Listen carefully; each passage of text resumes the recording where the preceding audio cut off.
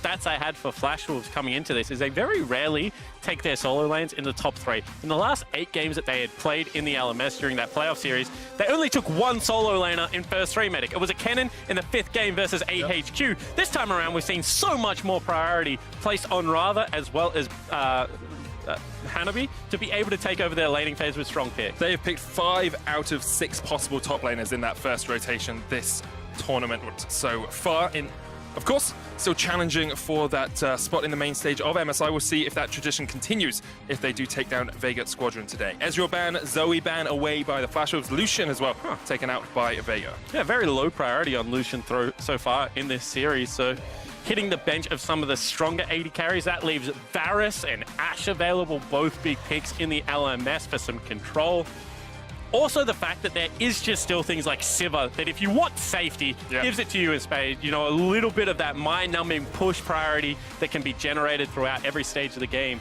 So certainly options still for Betty, who was a player of the game last time around. I actually really like the Nico ban here as well, because you can play Ezreal into Nico, you know you can jump away. You can't really predict how Nico plays into things like the Varus, like the Sivir. So if you're going for a more traditional AD carry, getting rid of the Nico, taking Gadget off his comfort is very impactful. I also think that this is very interesting, however, from the Vega Squadron lineup, because we've seen that in the toe-to-toe, the back and forth, they are suffering a little bit in individual mechanics. They had such a big lead in game number 1, struggled to close it out. Same lead for Flash Wolves game 2, blown out of the water was Vega Squadron. So putting together a pretty standard comp does have its risk, because all of a sudden, if you don't have that cheese to fall back onto, and you're playing a standard game and they're just better than you, then it becomes very difficult to punch up. When it's very easy for the enemy to predict what your champion can do and when your champion can do it, it becomes a lot harder to play against these sort of higher level competition. Now, Kai'Sa is locked in for Betty down towards that bottom side. It was his most played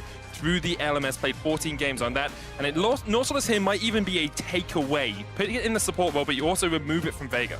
Certainly do, and given the fact that that is going to most likely be a Galio support, unless they're willing to play Morgana mid lane, there aren't really that many options against the Nautilus. So many targets available to be able to either deny good engage or target our backline champions like the Varus.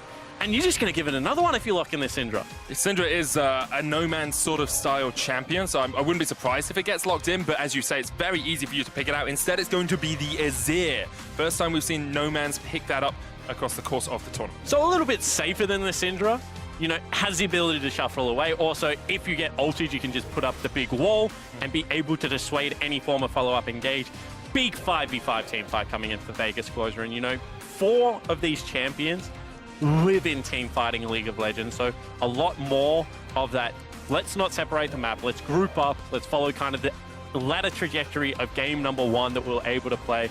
Get to an area first and now team fight the Flash Wolves. In saying that, if ever you get split up on the map, if you have to play 1-3-1 from behind as an Azir, the game becomes impossible to navigate. So I think Flash Wolves, again, would be looking for those early hits, unlocking Boogie on Summoner's Rift, making sure he can visit each of the lanes in turns, and, you know, really put them in that commanding position that we've seen in game number 2. If Flash Wolves get ahead in this game, it's going to be incredibly difficult for Vega to do anything. They don't have that many combat mechanics. They kind of have to just wait and scale up into team fights. But Flash Wolves have already shown us their 1-3-1 provides enough pressure on the map. Yeah, it certainly does. And they have the tools to be able to get ahead early. You know, CC in the bottom lane as well as good damage source, early, aggressive jungler. Once again for the Flash Wolves. So, like, it's not like it's unheard of to get Xin Zhao get solo lanes ahead or, you know, gank the Nautilus lane once it hits level 6. At the same time, I think that unless you're really heavily playing around this mid lane and trying to punish the melee-ness of Sylas, it's going to be difficult to be able to shut down an Akali or be able to catch out the bottom lane of the Flash Wolves.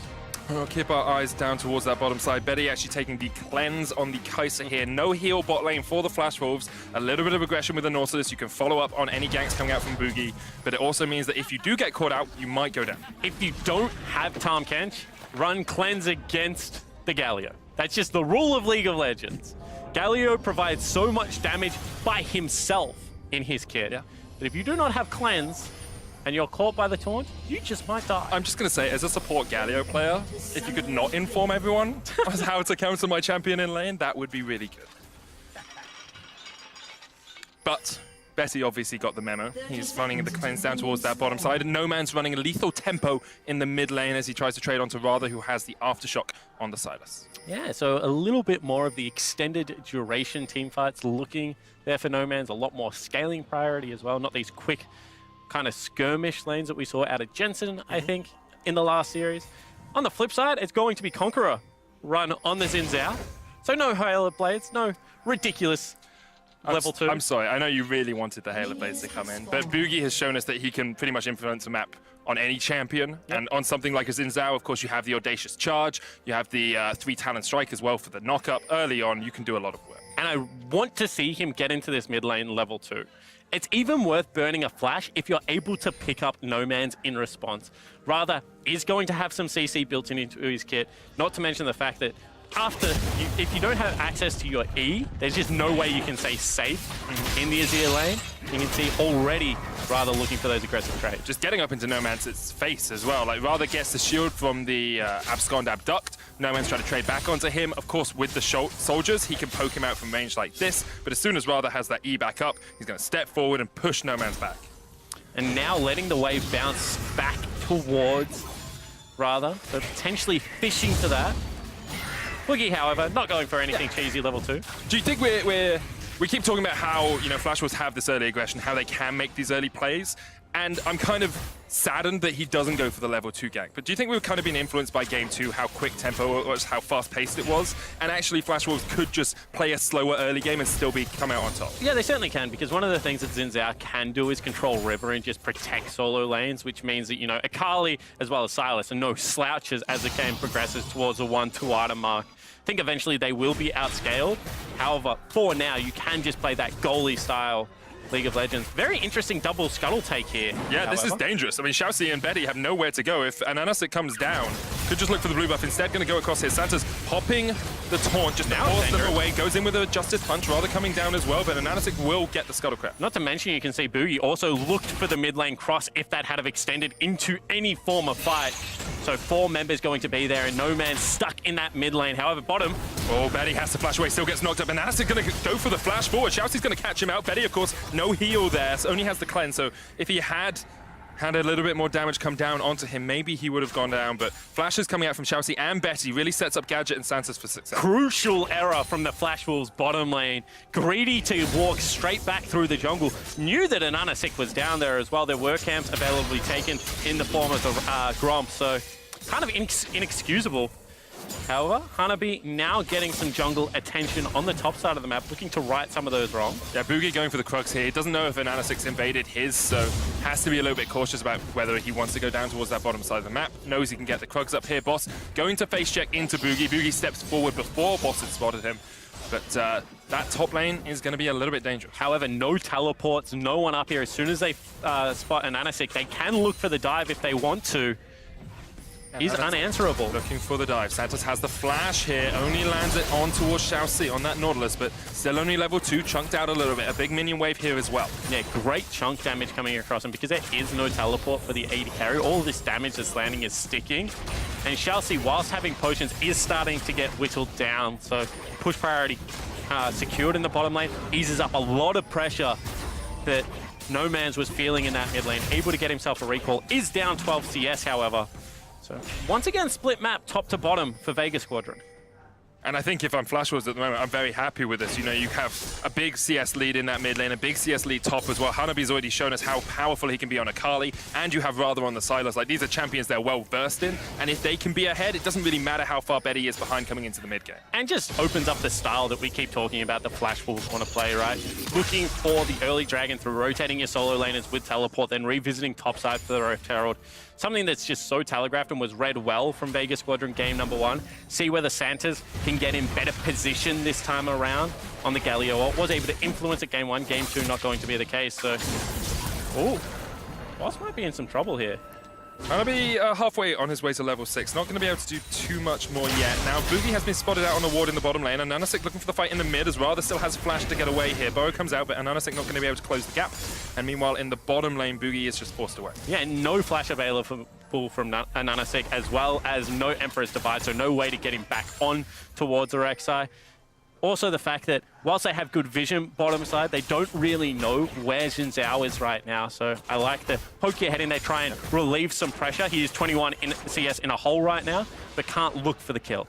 CS deficit's leading to a 700 gold lead for Flash Wolves. Hanabi here with the Twilight Shroud. Pretty easy for him to escape, and Anasik's just going to help force out this lane. Gives Boss the time to get back as well. He hits level 6, and it is becoming just a little bit desperate for Vega already. Gadget having to flash away here in the bottom lane as the Ignite comes out. It's ticking. Gadget's down. He still had the heal there. Santos is going to follow shortly after. Flash Wolves had lost their flashes earlier on, but they still win the 2v2. Yeah, Summoner Spell deficit means nothing for the Flash Wolves bottom lane, and Rather playing so far up now. And Anasik's still no flash for him. Rather has a flash of his own and stolen away the Emperor's Divide as well. So even if they try and get on him, he's just going to slide them away. And that's an Azir, one of the least threatening birds in all of Earth's existence right now. I've seen emus. They are very threatening. Australians would know a lot about that. We don't talk about that. However, let's take another look at what happened bottom lane. Go to Happy and News if you're a Flash Wolves fan. Great hook coming across from Shalcy. And you already mentioned it. This is a Summoner Spell disadvantage, but with Press the Attack, with Ignite, and all of the damage that comes out of buffed Nautilus, Mark Z thought we could possibly might see it due to the recent buffs and nerfs that influenced the meta of League of Legends, and he's exactly right. I'm actually very, very proud that Mark Z did that segment earlier on. He was talking about it, and not often you see people actually predict the picks that we need to watch in tournaments like this, and so Mark Z absolutely on point with that. Completely agree. You know, just a missing piece of content that I'm glad the void has finally been filled. Totally agree with you there, Spawn. Just a shame that no one I know decided to do it first. Now, Flash was setting up a fight down towards the bottom side. Boogie has been on the map, although not getting any kills or assists as of yet. He's kind of acted as that bouncer, that bodyguard for his lanes, and now he's set up in a perfect position because Gadget doesn't have flash, nor does Santos. Shouts gonna go in. Gadget caught out, uses the heal. The knock-up not quite gonna come out in time. Plasma stacks up on towards that Varus. It's not gonna be enough as Santos now forced underneath the tower. He will fall. Boogie gets his first kill of the game, and Flash Wolves are off to the races. And Press the Attack Kai'Sa just adds so much damage to this lane once it's being popped. You can see that with the two longswords challenging Smite as well. Boogie active on Summoner's Rift. Now, the response could be here. We keep seeing this from Ananasik as well, and it's so hard to gank this. How on earth do you get onto Hanabi when he's got the Twilight Shroud, he's got Flash, he's got the Shuriken, he just walks out? And if there was a teleport available... Oh, Gadget's done. All right, let's forget that one. If there was a teleport available for the top lane, it becomes even more difficult to go for that gank because the counter gank always there. Rather is smashing No Man's right now. Both the solo lanes for the Flash Wolves winning, and that means Boogie's been able to put some time down towards that bottom side. Betty is 2-0-2 on the Kai'Sa. It's his most played. He's incredibly comfortable on this champion. And we always talk about, you know, Betty is kind of like the silent member of this team. He's the guy that we don't talk about too much because it used to be Maple and Sword Art. Before that, it was Stark. Before that, it was MMD. Betty always comes up to these international tournaments and really shows up. Yeah, not to mention people like Castle running around as well on this lineup. They've just had a storied roster that's always found success internationally, but this is the most terrifying game to play as Vega Squadron. Your win condition was team fights. It was to not let the solo lanes get ahead. So they lock in Xin Zhao. You assume he's going towards the solo lanes, looking to boost those lanes up into a form of 1-3-1. Well, he's not even had to do that. Yep. It's just been success for Hanabi, success for Rather, with no influence into that lane. Then you look at bottom lane, you know, your Bastion of Hope, so much CC, you know, the fact they had to take cleanse, and they are just in a hole, down in CS, 0-4 collectively. Emperor's Divide onto Rather underneath the tower. Rather walks away with half his HP, and No Man's has no mana, so can't follow up. All the damage he took then was from the turret. Yep. Right now, No Man's does no damage to the Aftershock Silas. And the fact that, you know, resources expended once again, not to gain an advantage, but just to survive in the laning phase, is the horror story that Vega is facing right now. Even taking away jungle camps, and Anasik gets hooked. They're caught out with a hook. Santos has the Shield of Duran, that taunt coming out, not going to do too much about it. And even if you can read Flash Wolves, even if you know what they're going to do, it's an Ocean Drake, they'll take it. It's a Rift Herald, they'll go for it. It doesn't really matter because Vega Squadron could send all 5 players down here and they probably wouldn't win the fight. And in fact, it's more frustrating if you know what they're going to do, because they're in such a commanding position right now that even if you read them beforehand, they've got better vision than you, they've been able to get to the areas first. And this is where creativity becomes such a large factor, Medi. Do you go for a lane swap? Do you try and get some plates, you know, 10 minutes into the game, try and get Gadget and Santos onto the top side of the map, you know, use the Galio Global? Can you try and punish mid lane with 4 people showing up, potentially a teleport? Because right now, just playing standard League of Legends is putting you in a disastrous situation. if you are Vega Squadron. Totally agree with you there, Spawn. Vega going to try and get the Rift Herald, wants something out of this. You can see pings actually coming out from Flash Wolves. I wonder if Hanabi will face check this by himself. I doubt it. I think you give up this Rift Herald for now. You accept that you don't need it. You've already got 5 plates on the rest of the map. Vega Squadron yet to get a plate of their own. Gadget's caught out, has the flash up in just a second, but the hero's entrance is not in time. And Santa's unable to save his AD carry in the bottom lane. No hesitation, coordination out of the Flash Wolves bottom lane. We said they're great at playing weak side. Well, this is what a strong side Kai'Sa now looks like. Turret is under fire. No teleport here. Gadget just missing so much CS. In mid lane, they also look for a play. Looks like No Man's just scoots himself out. And that Kai'Sa is 1,500 gold ahead right now. Actually, up to 1,600 gold. He's got the DF sword already to only a build toward a Cutlass. Hanabi here, sitting in the Twilight Shroud. Boss trying to knock him away. The teleport comes out. Hanabi can jump back in with that shuriken. Certainly can. Anasik there, rather with the slide back, only pushes back. The Rek'Sai has to flash away. Hanabi maybe looking for the chase here. Has already used that perfect execution and won't want to dive the tower. And poor execution on what was a great idea here for the Flash Wolves. We said one more of these overextending ganks could lead to a potential counter gank with teleport. However, you see right now Santa's looking to try and help out his mid lane. Maybe the rotation is going across. So he cheats back into Fog of War, I believe, potentially looking for some form of rotation. That just means hook out of the brushlands. Oh, it was just a spot out, Betty, so they knew where he was. All right, that's poor play from Gadget. When you have no summoner spells and you don't have eyes on the support, you cannot look for poke like that. Trying to greed for that CS, but now he is 22 farm behind mid lane. There is a 30 farm lead for Rather over No Man's on the Azir, and as much as Vega have the scaling, they are 5,000 gold in the hole. And Medic, at this stage of the game, I love to check in with win conditions. You know, 12 minutes in, how do they execute? Well, Flash Wolves can do whatever the hell they want. Like, they have the world is their oyster. You know, they're a young kid with money that went to the best college. They're going out into the world. They're going to make of it what they will. However, on the other side of it, Flash Wolves right now, they're really struggling. Their comp doesn't even do what it's supposed to do, team fight well, because they just have no items, they have no gold. They pop the Rift Herald mid, potentially looking for the first turret of the game. Trying to force the tempo a little bit here. No Man's and Gadget will chunk away at this tower when the Rift Herald charges in, but Betty's just like, okay, cool, well, I've already taken basically all of this turret down towards the bottom side. They'll get the 5 plates. With it, they will have about a 6,500 gold. First tower goes down in a second, and all of that gold is fed onto Betty as well. No Man's forced out in the mid lane here as he's stunned up, but the fight erupts in the jungle as well. That is just the support killing the AD carry. I mean, Betty was there to help at the end, but it's just, if he'd taken it, it would have been a KS, because that was all Xiaoxi. 3-0-3 right now on the Nautilus, showing the power of the pick in the support position as well when there is follow-up. Very nice job from Boogie here, shadowing rather, not moving. They want to put pressure into this mid lane turret as well, while they push the bottom tier 2. Deary me, those towers going down like paper, like nothing, really. Rather looking for that tower in the mid lane. Want to get that plate down before the turret plating falls off. Tier 2 in the bottom lane. 14 minutes in. Vega Squadron just have no way of answering this. You lose bottom lane hard when they can take your turret uncontested while you have to look for something else on the map. You lose bottom lane really hard when no one else is there and they 2v2 take your tier 2 turret at 14 minutes into the game. And Anasik trying to stop Rather here. We'll use the Void Rush. Rather trying to trade it back, but Anasik will get the kill.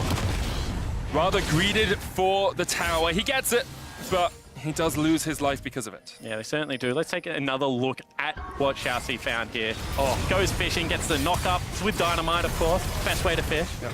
Very nice job there for Betty to swoop in and try and kill steal. I appreciate it. I give a little bit of credit to Xiaoxi there, because popping the depth charge on the Galio actually means that he can't get into the fight either as you CC lock up the Varus. Yeah, I certainly like the point there, and I think that the fact that CC is guaranteed on 2 members as well, just maximizing the full kit, and you can just see how confident Betty is right now.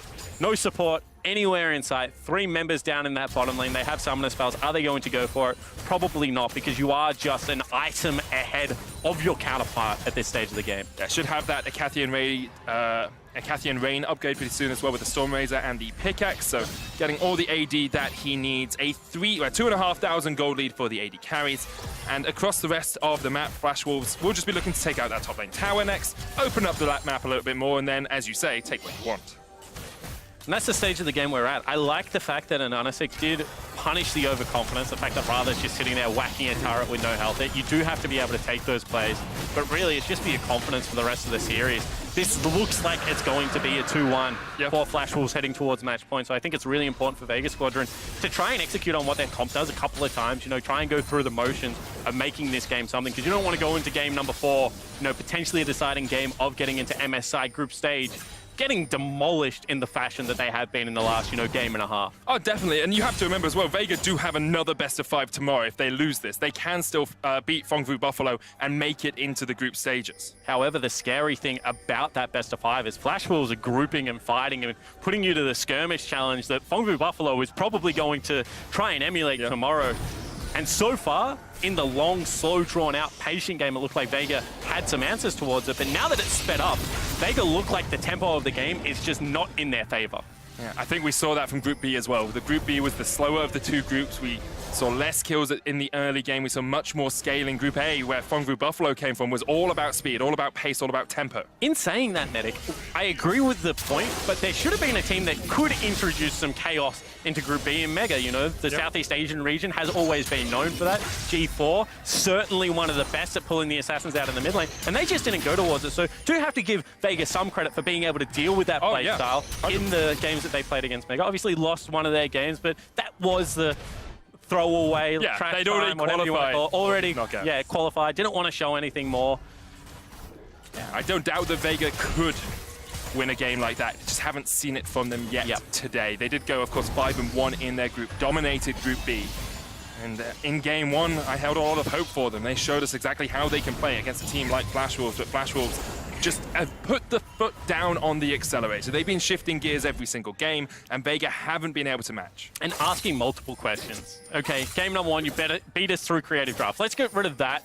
Then we'll beat you with our solo lanes. Okay, you don't want to deal with our solo lane, so you're picking on our bottom lane. Now let's show you what Betty can do on a carry. Just constantly changing the rules of this lineup, ensuring that they have an area to attack through.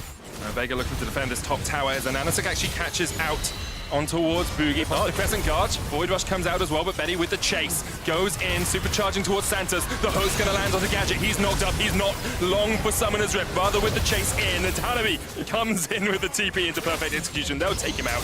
2 kills for nil. The tower falls as well. Flash Wolves so in control of the game, it's not even fun. And fighting over the scraps. We saw multiple solo members try and pick up that kill, even expending ultimates. And you see Ananasik here gets the face check, able to use the ultimate to dodge out of Xin Zhao. So mechanically plays it well, but just not enough items at this stage of the set game for the Rek'Sai. And you can see Gadget just eating all of the CC, multiple members coming across, ultimate use from Hanabi to secure the kill, well deserved there from the top laner of Flash Wolves. It's got to be the worst feeling as an AD carry. Hook lands on your face and then you know you're done for. CC chain into the lockdown from Minakali, from a Silas. Basically nothing Gadget could do in that situation. And with it being a minute away from the Baron, with a minute and a half before Infernal spawns, you have to think Flash Wolves will just use those neutral objectives to continue to put the pressure onto Vega. And this is the thing about the Flash Wolves lineup, is that I think they are good team fighters, and Frostgurn highlighted that even with a worse composition from neutral or very far behind in game number 1, they showed that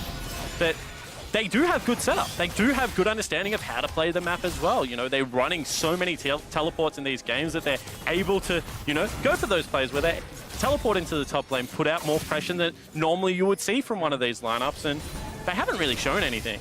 They've shown us the same solo lane as in back-to-back games, I think all 3 games of Silas. So just beating Vega in the simplest or, you know, primary form that they've brought to MSI so far.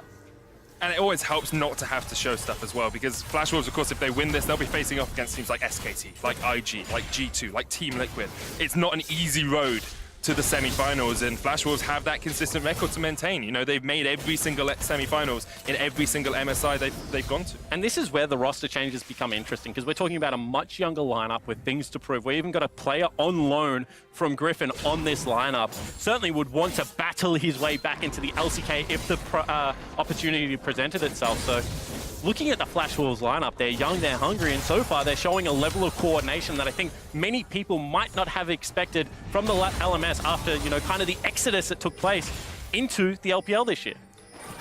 Definitely the case.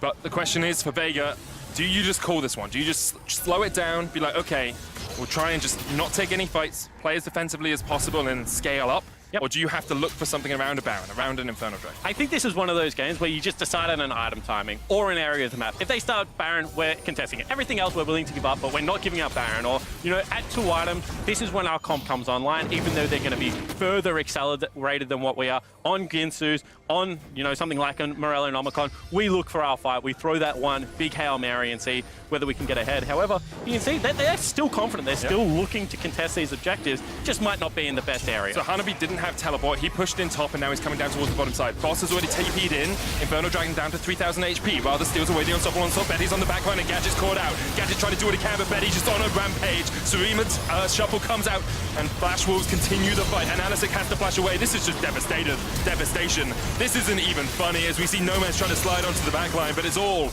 Flash Wolves. There's nothing you can do against such relentless hate. Yeah, and the casual 4v5 coming in from the region, LMS. You can see that right now supports looking for a little bit of a brawl. Unfortunately, Santos does not play these games. Chelsea looking for the final hook. Oh, just wide, but here comes Hanabi. He's got a taste for blood. Hextech Gunblade. 5 points straight to clear out the wave. Now, Baron has been started by Flash Wolves here as well. They took the Infernal. Baron should be a pretty easy take for them now. And this game becoming a little bit pedestrian right now. You can see Baron cannot be contested, even though death timers are so short. No way to make yourself through that forest. Going to be picked up. Their 1-3-1's devastating. Their team fight's better just because of how accelerated they are. Flash Wolves really sending, you know, that mental message to Vega for that fourth and final game potentially. I think it's the moment as well as Vega, like after a fight like this, you say, okay, this game's done. Yeah. Let's delay as much as we can. Maybe we find a good fight at some point, but otherwise, let's think about next game. Let's reset and let's just get ourselves in a good spot, because we are going to fight for our main stage live. But how do you reset when teams are looking for the 4v5, aren't taking that backward step, are not even affording you the luxury of, okay, we got here first, their top laner, who is fed, isn't going to be able to make it in time. Instead, they just still look for the fight, they still look for the engage. I think mentally that is actually quite taxing to play against if you're the Vega lineup. I agree, but I think if you take a step back and you say Betty's 606 on this Kai'Sa has 2 items over our AD carry, like this, that wasn't the game-defining moment. The game-defining moment happened a long time ago when Betty started getting fed. And you have to see if Vega Squadron in their first international tournament can have that sort of mental fortitude and take it into Game 4. Yeah. Certainly agree. Thank you, Sport. It's a tough task. Oh, it's definitely a tough task. I agree with you in principle. Yes. Which is the best kind of agreement. As long as it's technically in principle. Yeah, exactly right. I think now we just judge how Flash Wolves close out this game, right? They got the Baron buff, they're playing multiple lanes. Once again, they go back to their 2-lane setup as opposed to all 3 because teleport's not yet available. So ticking off all the boxes we wanted to see from this Flash Wolves lineup. 23 minutes in, they have a 13,000 gold lead. They've got all the dragons in the game so far as well, an Ocean, a Cloud, and an Infernal, and they will just use this Baron to push in. It's about a minute and a half left on it. They can take this mid lane tower, wait for the wave towards top as they ping it out, and Flash Wolves looking absolutely dominant as this game comes to what we expect to be its close.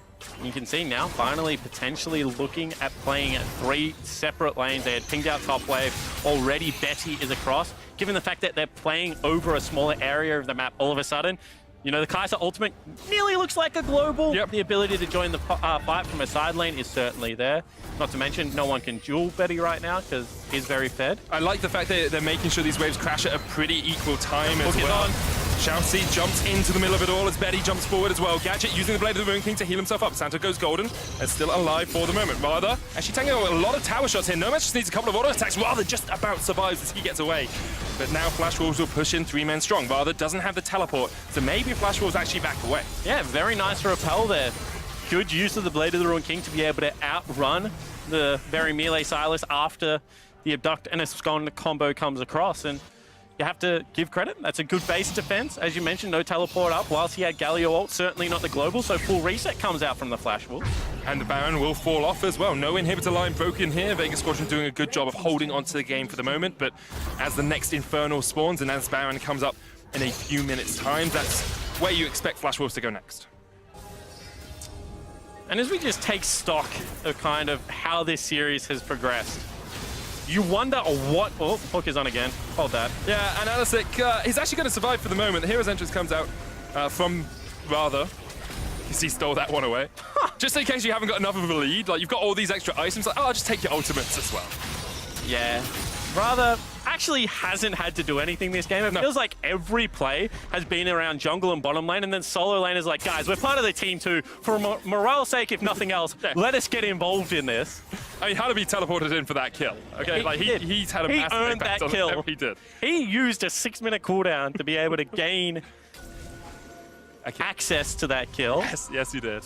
But Infernal Drake up in 30 seconds. Flash Wolves in a very strong spot as it goes. Very strong. That's the adjective we're going to use. Well, no, I was trying to move on to another point. Oh, okay. Yeah, all right. This feels much more reminiscent to the Flash Wolves Gambit series from last year. I think Yes. Game 1 showed that Vega Squadron and the CIS as an emerging region have developed, have brought some new stuff to the table. Sure, yep. But Game 2 and Game 3 feel very much more like that emerging region LMS divide that we saw last year. Yeah, and that's where I was leading to, is what then is a recipe to replicate game number 1? What else have you got in your playbook, if you are the Vega Squadron lineup, that has led them to so much domestic dominance? Because we've seen, you know, potentially the caster spot. Do we go back towards something like a Heimerdinger? Is there, you know, a Morgana 80 carry or traditional marksman role with a pike or something roaming around Summoner's Rift? What else do you have there? Can you play something like Talia Pantheon? You know, Sona Taric hasn't been an option so far. So there are different things that the meta currently allows you to do, which is a fun thing about this MSI meta. We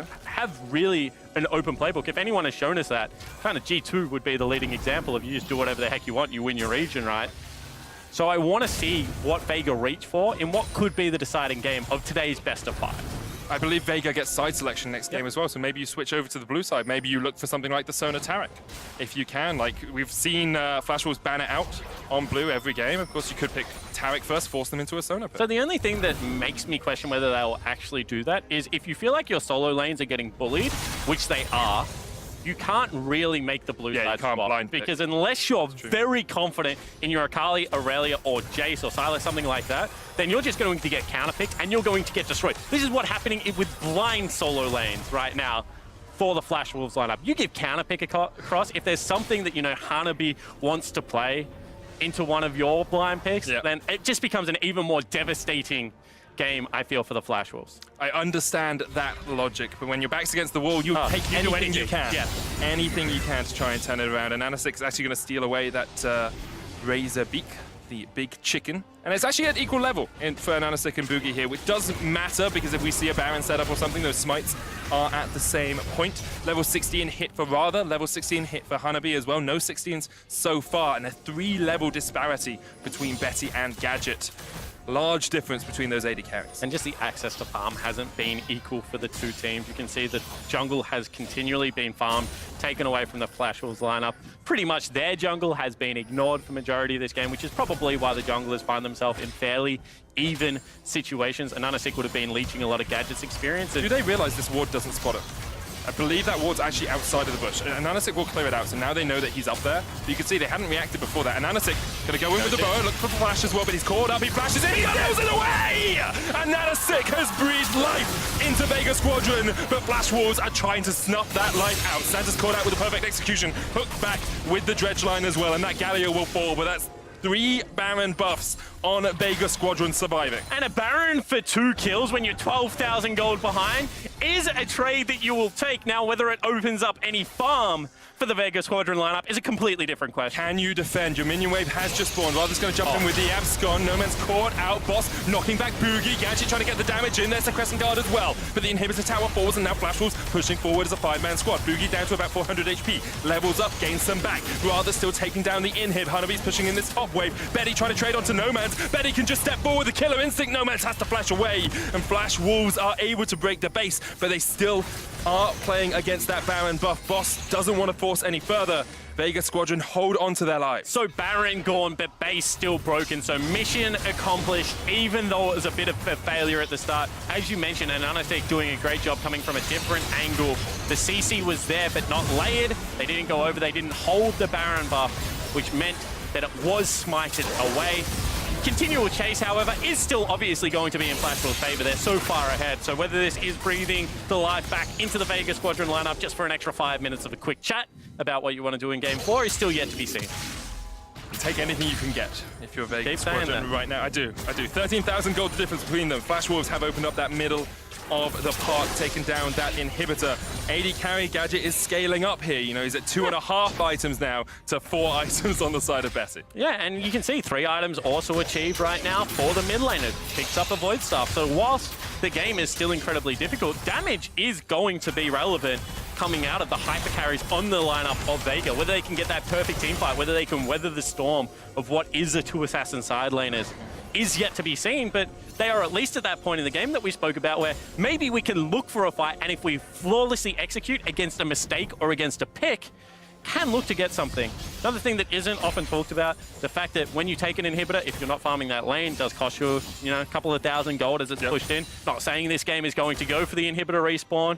One of the reasons you don't necessarily want to always take in early inhibitors means that, No Man's Gadget going to be able to farm this while there is no farm available right now for the Flash Wolves in that lane. Oh, Flash was trying to force on the other side of the map as they saw No Man's in mid. That inhibitor tower down to half HP rather jumping forward. Boss catches them out. No Man's goes Goldman to catch onto Ananasik on that backline. Inhibits tower forwards to shuffle back. Hanabi on the backline has already taken out Gadget. No Man's the second to fall. The hero's entrance comes out, but you're not really doing too much on this backline because Betty is still alive. He's shredding through all of Vega Squadron. In the end, Boogie falls. Ananasik has to run the wrong way. Chelsea will go down as well, but rather on the chase, abscond, abducts, and takes the life of Ananasik. Takes it away with the Void Rush and goes golden in the final moment. It's an ace for Flash Wolves, and although the Barons still look pretty, Vega Squadron were not able to delay the game for long enough. Flash Wolves are 1 game away from their 4th consecutive MSI main stage. And it did just seem like a matter of time in this game. Flash Wolves sucking the life out of it with such a dominant bottom lane performance. The solo lanes already had done their job in generating a gold lead.